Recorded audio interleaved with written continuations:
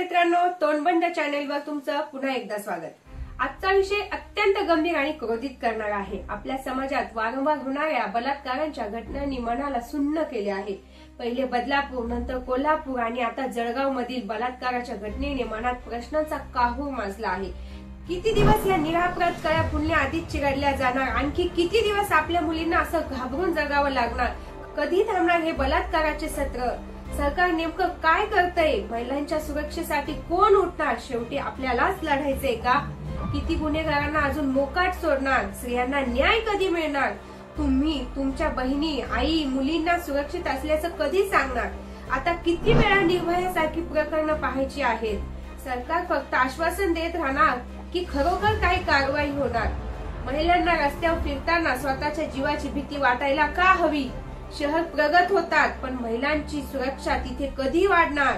आजच्या समाजात महिलांना सुरक्षित आयुष्य जगायला काय करायला हवं? असे एक ना अनेक प्रश्न डोक्यात काहूर माजवतायत।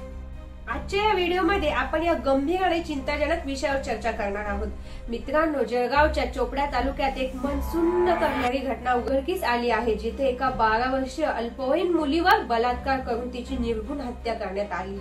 ही मुलगी आपल्या लहान बहिणीसोबत शेतातून घरी जात असताना आरोपीने तिच्यावर बलात्कार केला आणि लहान बहिणी समोरच दगडाने ठेचून हत्या केली।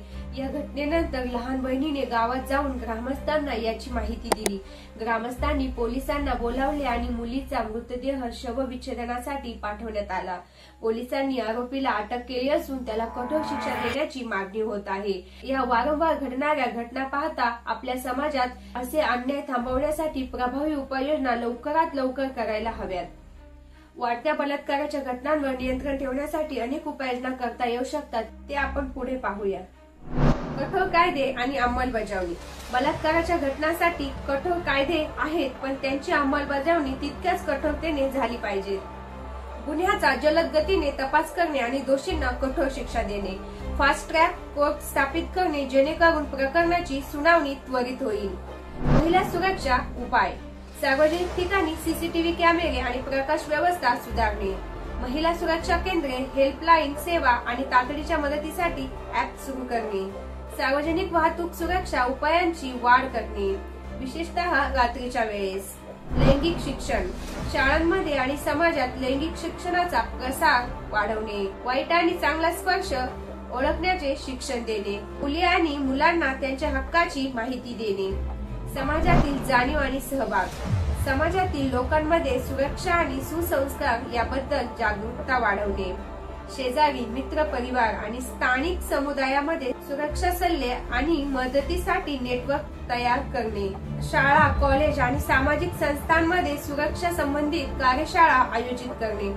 समाजातील तणाव कमी करणे। मानसिक स्वास्थ्य आणि तणाव व्यवस्थापनासाठी उपाययोजना करणे।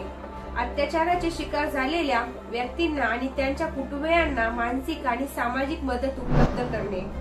समाज माध्यमे आणि जनसंपर्क। बलात्काराच्या घटनांच्या चांगल्या आणि वाईट परिणामांवर जनसामान्यांना जागरूक करणे। सकारात्मक कथा आणि शिक्षणात्मक कार्यक्रम प्रसारित करणे। या उपाययोजनांचा एकत्रितपणे आणि प्रभावीपणे अंमलबजावणी करणे आवश्यक आहे, जेणेकरून समाजात सुरक्षा आणि न्याय याबाबत एक सकारात्मक बदल होईल। मित्रांनो, बदलापूर, कोल्हापूर आणि जळगाव मधील घटनांनी आपल्याला आता खऱ्या अर्थाने जागरूक होण्याची आवश्यकता आहे। हे बलात्काराचे चक्र थांबवण्यासाठी आपल्याला एकत्र येऊन काम करावे लागेल। आपल्या मुलांच्या सुरक्षेसाठी कायदा आणि समाजाच्या सहभागाने ठोस पावले उचलली गेली पाहिजेत। तुम्हीही आपल्या विचारांना आणि आवाजाला महत्त्व द्या। कमेंट्स मध्ये तुमचे विचार जरूर सांगा। आपल्या समाजाची सुरक्षितता सुनिश्चित करण्यासाठी एकत्र येऊया। या व्हिडिओला लाईक करा, शेअर करा आणि तोंडबंद चॅनेलला सबस्क्राईब करा। धन्यवाद।